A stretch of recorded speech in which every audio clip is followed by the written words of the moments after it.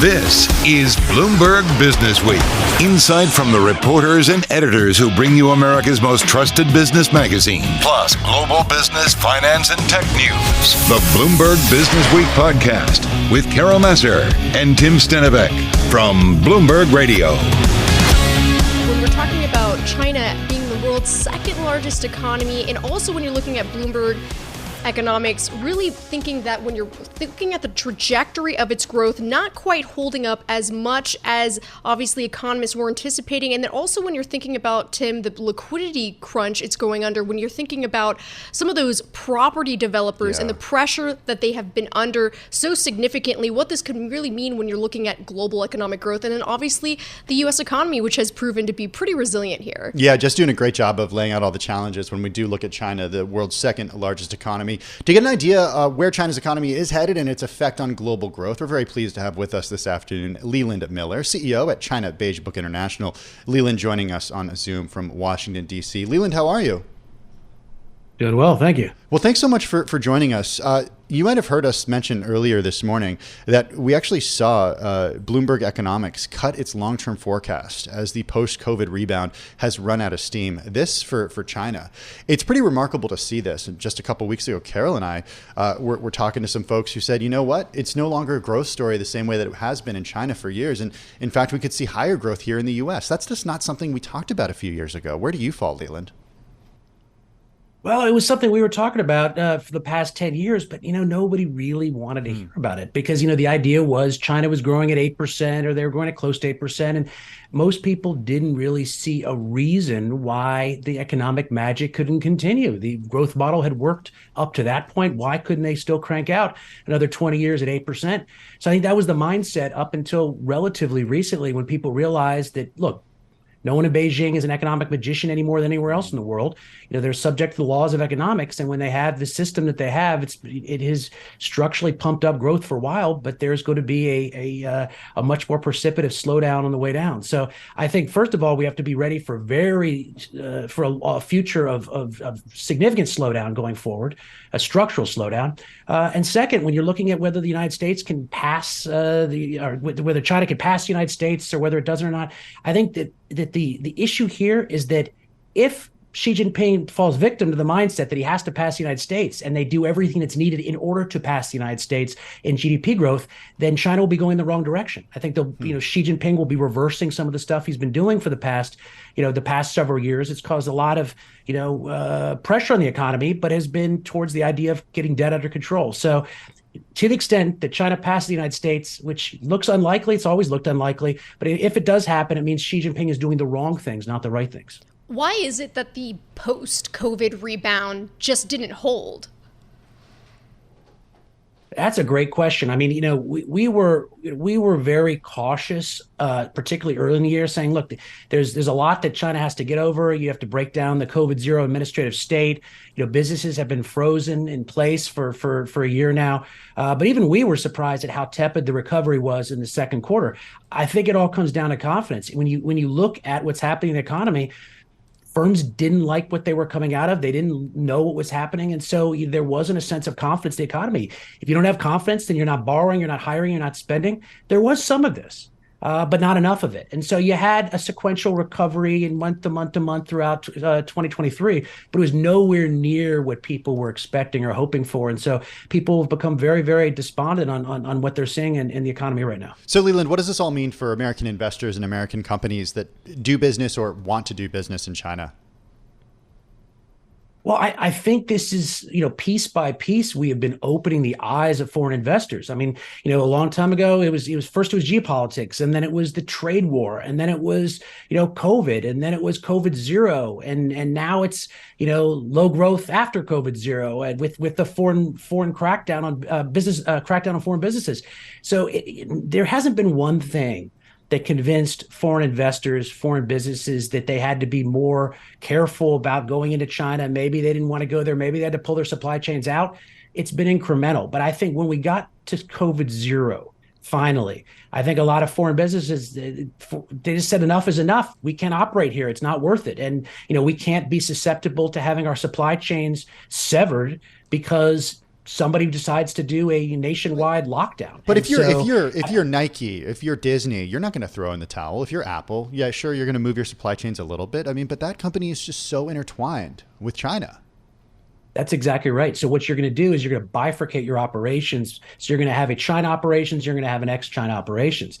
That allows you not to have supply chains that are tangled up. You produce in China for Chinese consumers. If you think that's a great market, then you stay in there and you ramp it up. But if you're mostly ramping up for foreign consumers, maybe you don't run your supply chains through China anymore. So yes, absolutely. There's companies that don't want to have that absolutely don't want to pull themselves out of China and won't. But I think they're changing their approach in how they treat the China part of the equation. How concerned are you about China's property debt crisis? I'll be real provocative here, and I'll say I'm not concerned at all. Not that things aren't a mess. Look. We spent all of August. Everyone's supposed to be on vacation. We spent all of August listening to people say that China's collapsing. The imminent hard landing. We had a lot of people worried about that. Had a lot of, notes going out saying, "Look, China's not collapsing. Here's what's actually happening." It's not that the property sector isn't a mess. The property sector is a mess. You've got a big shadow bank that's wobbling right now in Country Garden, which you had 2 years ago in Evergrande. It freaked everybody out. A lot of problems with the property sector.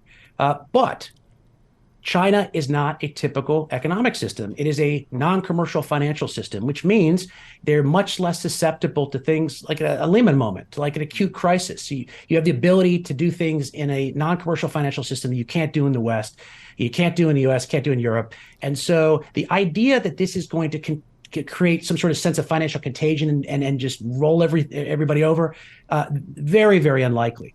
But it does cause stresses to the system. And I think that it's happening right now because the Chinese government is allowing it to happen. When it starts looking like it's going to go out of control, then they step in and they ease conditions a bit. What are they going to do in terms of stepping in? I mean, are you talking a question of moral hazard here? Like they're not going to let anything fail?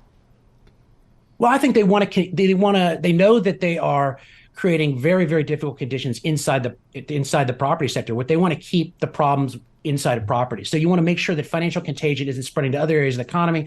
You want to make sure that cash flow doesn't completely freeze up. And so that's why you're seeing easing measures right now. So, I mean, we have a fiscal activity index we track, a monetary stimulus index we track, and we could see that as they are pushing harder on some of these issues, like the resolution on these shadow banks, and as property continues to deteriorate, then they step in and they give it a little bit of juice on the side. And so there is a push and pull on these things. But in terms of a bank, a big shadow bank falling and it causing the system to fall apart in a domino effect like we saw with Lehman, that's not going to happen in China.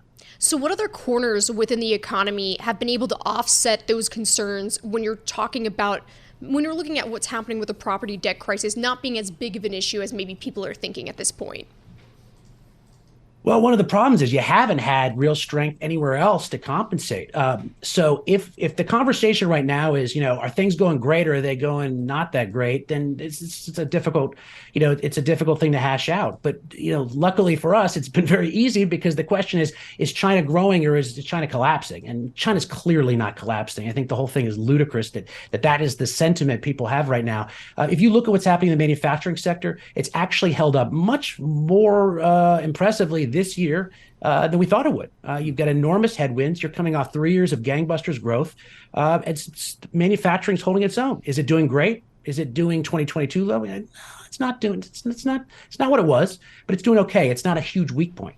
The consumption parts of the economy, we look retail and services. Are they doing great? Well, parts of services are, but overall, doing okay. Very uneven. So they're not a real bright spot. It's just, you're not seeing great stuff out of China. You're not seeing good data, but you're just not seeing anywhere near as negative a story as a lot of people think is happening inside the walls of the economy. Well, hey, just before we let you go, Leland, talk about political implications here. She is president for life, as you said in the past. Any political implications in 30 seconds? This is Xi's show. So we can, we spent a lot of time talking about how, foreign investors say, oh, Xi Jinping would never do this because ... I think after a year of COVID-0, we should be coming to the conclusion that there is nothing Xi Jinping won't do simply because we don't think he'll do it. He's going to be very humble in evaluating where he's taking the economy. And it's in a very different direction than he ran in the past. All right, we're going to have to leave it there. Thank you so much for taking the time this afternoon. That's Leland Miller, CEO at China Beige Book International, joining us this afternoon on Zoom from Washington, D.C. You're listening to the Bloomberg Businessweek podcast. Catch us live weekday afternoons from 3 to 6 Eastern. Listen on Bloomberg.com, the iHeartRadio app, and the Bloomberg Business app. Or watch us live on YouTube. Tim, we all know how much AI is all the hype. I mean, just look no further than NVIDIA's year-to-date increase of 200% or more. Exactly. Though questions do remain about what this all means for cybersecurity, particularly in the workplace, especially since generative AI applications continue to evolve. So we have Dana Simberkoff, Chief Risk, Privacy, and Information Security Officer at AvePoint, joining us on Zoom from New Hampshire to explain why the cybersecurity industry isn't ready for the AI boom and what guardrails companies should use to protect their employees. Dana, thanks so much for joining us as always. I want to get your thoughts on that because when we are discussing, like Tim and myself, about this AI boom, why is it that cybersecurity companies may not be ready for this just yet? Well, thanks, Jess and Tim, for having me this afternoon. Great to be with you. I think AI is just yet another obstacle in the road to looking for that perfect security solution that just doesn't exist out there, honestly. So artificial intelligence and sort of the deep learning that is coming through technologies like ChatGPT really puts cyber professionals on edge because this is just one more ripple in the world we live in where cyber professionals have to be right 100% of the time. And bad guys only have to be right once in order to get inside of your defenses. So, and there's no shortage of bad guys out there, Dana, as we certainly know. So what's the worst case scenario here? I mean, describe for us what kind of keeps you up at night. What makes you scared? Well, I think that really the secret to building a good program and addressing this is really to go back to cyber hygiene basics, doing what we do every day, which is making sure that we have good data governance in place within our companies and across our partner ecosystems. Because if you know what information you're handling, if you know what it is, where it is, who can access it, and how it's being shared, then you can largely mitigate some of the risks that are associated with AI. So at the end of the day, it does. I'm sorry. Oh, no, continue. No, I was just going to say at the end of the day, it does come down to people, policy, and technology. So there really is no bad technology, just bad use of technology. And when you're talking about cybersecurity, are there particular sub-industries or companies that you think might potentially be more vulnerable than others? Well, I certainly think that the ability for, again, those malicious bad actors to use AI to potentially perpetrate cybercrime, take advantage of insiders inside of a company, to really accelerate the process of cyber attacks we've already seen through phishing and smishing, where somebody receives a phone call or a text message saying that they are an executive that need help right away. Just imagine that amplified with the ability to actually, fake person over video, these deep fakes that we've been hearing about, where the person's image or voice could be easily replicated. Dana, you said phishing. We all know about phishing. Did you say smishing? Smishing, yes. Smishing is using a text message or some kind of social media. So whether it's WhatsApp, or your phone, or just pretending to be somebody that you're not and using technology to get to an intended target. And this is really common. We see it a lot, both inside of our company as we build our own cyber defenses, but also across our customer ecosystem, where it really isn't just what you know, but who you are that makes you a target potentially within a company. Yeah, I didn't know that's what it was called. We had a great cover story, an excerpt from Zeke Fox's forthcoming book, Number Go Up, that talked all about where those text messages actually come from. So I encourage everybody listening who's interested to go check that one out. It was just a couple of weeks ago. Okay, so Dana, what about when it comes to, when I think about the worst case scenario, I understand, I consider myself pretty savvy when it comes to not answering those phishing emails. And we certainly get trained pretty well here at Bloomberg. And I think a lot of companies do that in this day and age. They send us some trick emails at times just to see if we get caught. Yeah, they do. You gotta be vigilant. I think my concern though is how generative AI sort of changes that, and it makes it so it's like really not possible to distinguish what is real and what isn't real. So let's say that the weakest link is always the person. Where do companies like AvePoint come in to try to stop that from happening?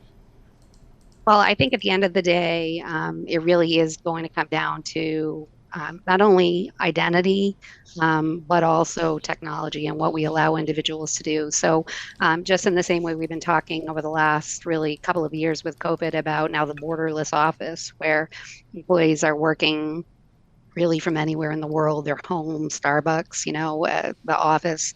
That means that there's no perimeter around the office that you can protect. And so identity really has become that new perimeter to a great extent. And making sure that you know who you're talking to and who you are is going to be critical. And limiting the ability for somebody to move either horizontally or vertically within a company if they are impersonated is going to really help sort of fill that gap and protect against that kind of risk. We actually did hear from Zscaler after the bell. They did report earnings, and their forecast for EPS did beat estimates. But of course, when it comes to a cloud cybersecurity company like this, and I have to note it stocks up more than 5% in after hours trading, how does cloud play into this, and when it comes to AI as well, and some of your concerns? Well, cloud is both an opportunity and a risk, but certainly AvePoint as a cloud-first company providing services to millions of our customers around the world takes advantage of a lot of the built-in security controls that exist through our partners like Microsoft and others. There's also a real opportunity with AI in the cloud to benefit from, the kind of machine learning and intelligence that could also be used to fight cybercrime. So I think there are tremendous opportunities that the cloud brings, but really at the end of the day, it's somebody else's computer. And so that good data hygiene, data governance is going to be critical to making sure that whether you're in the cloud or on-premise, that you're really doing the right things to protect your business and your data. Is there a future for on-premise, or is it all in the cloud? Well, hard to say. I think, the cloud is certainly the future. It's the wave, it's the direction that we see companies moving more and more. I think that there will likely always be some hybrid environments, and depending on your industry, depending on the kind of information you have, cloud is not always possible, but we'll see. You never say never, and I think it's always good to hedge your bets. Whenever you speak to companies, what is their biggest concern right now? Well, again, I think it is knowing where that data is. It's that unknown, that risk of not knowing is never better. And so, the challenge for AI is clearly that you can have a machine outpacing you rapidly. We now see that our computers regularly are asking us to prove that we're human by answering things like CAPTCHAs when you go to websites. Will computers outpace humans? At some point, maybe. I think, again, for cybersecurity and privacy professionals, it's building accountability into the way that we use data, making sure that there's good transparency with our customers, and making sure that we're really, doing the right thing to maximize the opportunity for businesses to do what they should be doing while protecting the rights of individuals and data subjects. I don't know, Jess, do you ever have a problem with those CAPTCHAs? I feel like the CAPTCHAs have already outsmarted me. I mean, you know what I'm talking about, right? Those things, those little tests. They can be tough. Yeah. I mean, come on. I honestly, one time I got one of those Bloomberg emails and accidentally clicked on something. Then I had to go back through and do all of the training. So I'm super vigilant now and not doing that. You're busted. You only make that mistake once. I know, exactly. So never again after doing that. Well, that's good. That's good cyber training. It really is. Yeah, we have some pretty, and it takes a while to do those trainings too. So exactly. Can't you'll save never it for forget. the last day, Dana. I'll tell you that.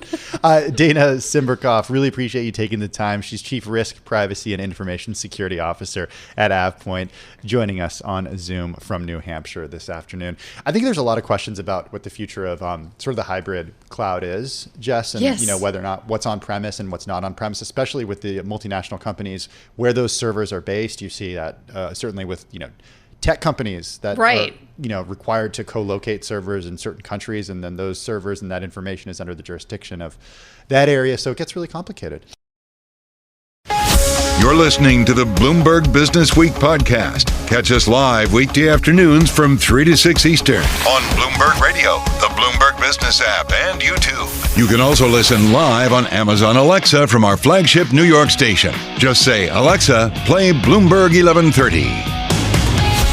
Tim, as you know, we discussed earlier in today's Big Take with Bloomberg's Matt Boyle, workers in Asia and Europe have largely returned to offices at a faster pace than their American counterparts more than 3 years after COVID shifted corporate life. Now, U.S. employers are demanding a workplace reset, and they want it now on everything from action on societal issues and work-life boundaries, per Edelman's latest Trust Barometer report. So who better to walk us through this latest report? Back with us again is Richard Edelman's Chief Executive Officer at the firm, who is joining us on Zoom in New York City to discuss these latest findings. Thanks so much, Richard, for chatting with us again. Walk us through what you think are the biggest takeaways from these latest figures that you have.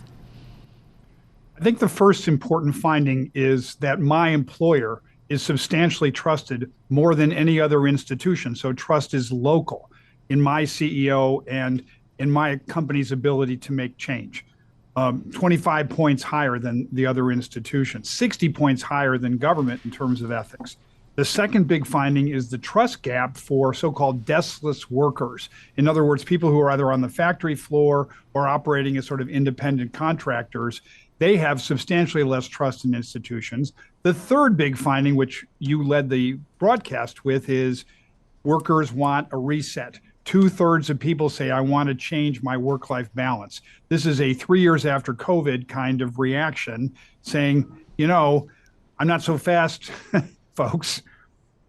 Are they, Richard, still in control, though? I mean, yes, we're still adding over 100,000 jobs each month here in the United States, but we're not hearing from executives to the same extent that we were in the last couple of years, how much trouble they're having finding employees. Who's in the driver's seat? So employees think that they are, because they're saying by 6-1, 7-1, I want my CEO to speak up on societal issues. I expect that, in fact, you're going to listen to me when I want to make change. I expect, in a sense, sort of a partnership as opposed to a classic employer-employee relationship.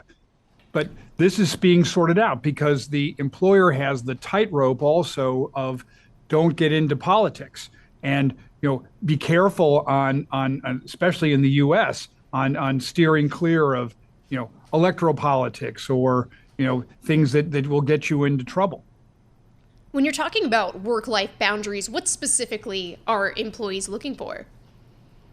Employees are looking for, in a sense, a new compact that says, you'll listen to me, you'll come visit me on the factory floor and get my input.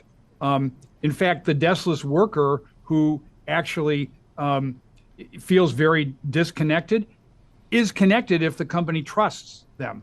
So that matter of going out and listening, but also we want to hear in the halls of power the voice of our CEO expressing our views. Does this change based on the type of industry that the company's in? Like, if you're working for one company and in one sector versus a company in another sector, is it different? I think in tech and financial services, it's sort of the counter positions where financial companies are really ordering employees back. The CEOs of tech companies, because they have talents and are remote programmers, theoretically can work solo. But Richard, what I mean in terms of trust. But what we found in our own company, trust is made up of four things: ability, dependability, integrity, and purpose. Okay. And the ability to come together in the office, I think, gives some sense of culture and also some sense of shared purpose. So we're encouraging a hybrid structure, and several of our clients are following suit. Tim and I have been discussing a lot this afternoon with this theme about, especially when we're talking about the U.S. and employers trying to get their employees back into the office. What do you think is the catalyst that changed that? Is that a potential, because we don't see a recession on the horizon, but at a particular point in the business cycle, if you do see that shift with a slowing economy and then job cuts are coming, is that the shift that employers think could potentially shift the power there? The power struggle is a standoff, and the smart company will find a way between and move gradually if that's the direction. But what employees really want is to feel as if they're getting value from their employer, that the employer's listening, that it's not going to go back to the pre-2020 method of talk down to me. I want to be represented. I want to be heard. I want to feel as if I'm making change. By 8-1, people say, I'm prepared to come to work for a company if that company stands up on human rights or on sustainability or on race and diversity. So that matters. So when it comes to thinking about what the takeaways are for leaders who are listening to our program, who are watching our program right now, what have you learned in the years that you've been doing the Trust Barometer and how it's changed? Because I got to tell you, last couple of times we've had you on, it's been similar findings, Richard, that the company is the one where people trust as an institution more than government. So what's the big takeaway for executives listening? My employer is so much more trusted than any other institution. There are huge expectations of you in satisfying what an employee wants from a societal point of view, work-life balance. It's complicated by the reality of politics in today's world. So I would identify the 3 or 4 key issues on which I'm going to speak, which have to do with your own values and your core competencies. And they're probably in the area of sustainability, diversity and inclusion, geopolitics when it matters, like getting out of Russia, and lastly, wages and reskilling. On the other issues, talk with your employees, talk internally, but be careful about what you say in a public sense as an advocate, because again, you'll get right into the R versus D, and the differences could not be more stark. Yeah, that's certainly an area where, you don't want to bring that up when you're with new people you meet or in the workplace, right? Religion and politics, those are things. Polarizing topics. Richard Edelman, we love it when you join us, CEO of Edelman, joining us on Zoom from New York City. Some really interesting findings in this. And, we had Richard join us. We have him join us several times a year. Often he joins us from Davos, where he is the World Economic Forum and talking to these leaders, Jess, who are making these decisions about the ways that they run their business. I'm driving in my car. I turn on the radio. How about you let me drive? Oh, no. Who's gonna drive you home? Honey, please, I'll do the driving. Drive on. Excuse me, I want to drive. It's the question that drives us. This is the Drive to the Close That funky music will drive us till the dawn. on Bloomberg Radio. Well, it is that time for us to drive to the close. We are just shy of 18 minutes until the U.S. markets close here in New York. Very pleased to have back with us this afternoon Abhay Deshpande, founder and chief investment officer at Centerstone Investors. Abhay joining us on Zoom from New York City. Abhay, how are you? I'm doing well. Unfortunately, summer's over, but is it though? It's still so hot, and it doesn't seem like everyone's back to work. Does it? Is summer over? No. It's COVID era, right? Yeah, exactly. We've talked a lot about that this afternoon. Hey, we love talking to you because you always come with some great picks. We're going to get to those in just a minute, but first I want to start with macro because you're kind of in a different camp. You're not really talking about a soft landing. You argue that a mild recession could be coming. Yeah, I mean, they're functionally similar, though. I mean, I'm not looking for like a huge 2008 or 9 or even 2020-ish decline in economic activity. But I mean, it's hard to argue that with the kinds of interest rate changes that we've had and the wild sort of spending spree that we were on, that there shouldn't be a period of retrenchment. I think there definitely will be. Seems to be have already started. But whether that evolves into something.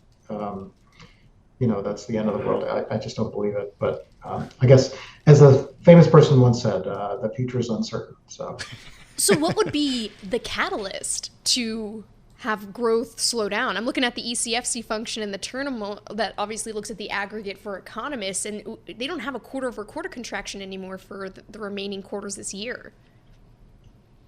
So so this is one of the issues is that when we talk about the economy, we're talking about in the United States, a $20 trillion behemoth. Economies are adaptable. They're dynamic organisms, right? So it's very rare for the entire economy to just implode It's just too big. There are too many pieces and too many slices.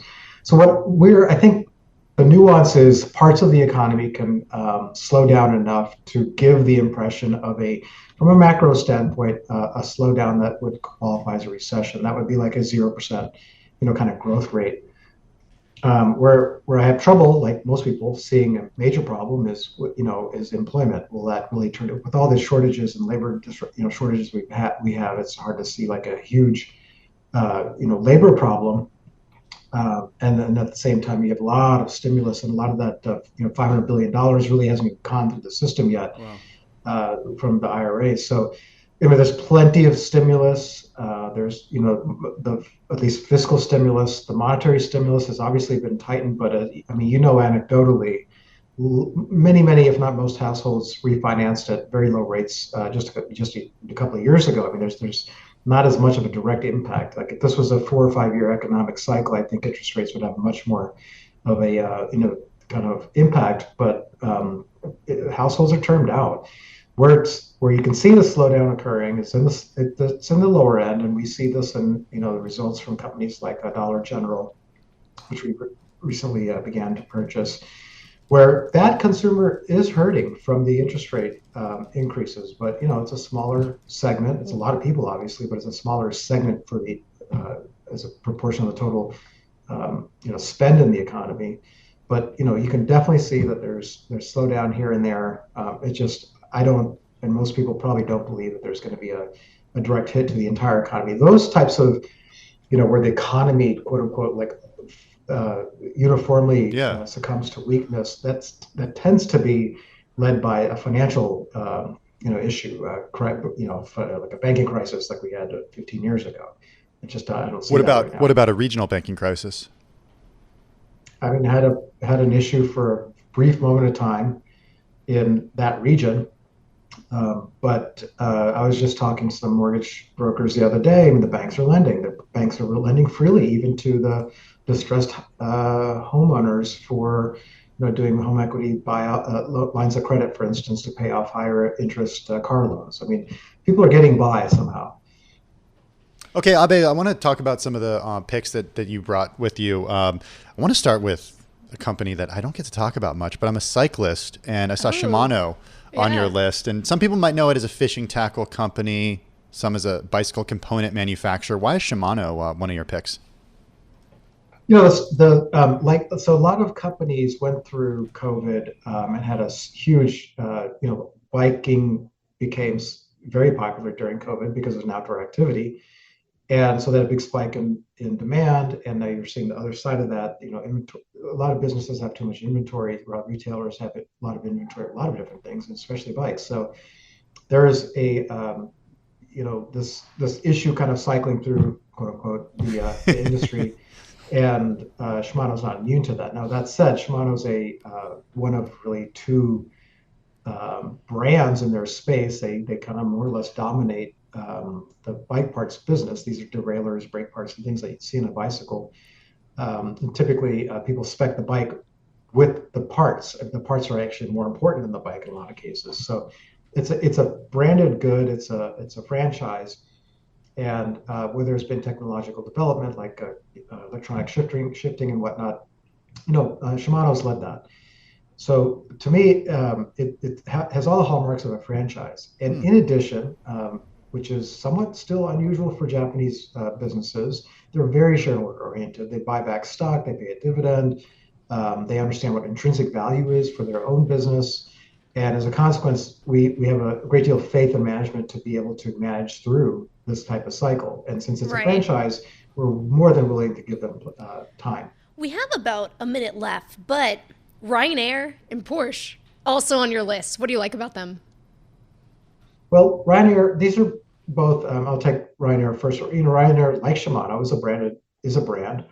Now, unlike Shimano, Ryanair has developed their brand by being the lowest cost provider in basically the commodity industry, which is airlines.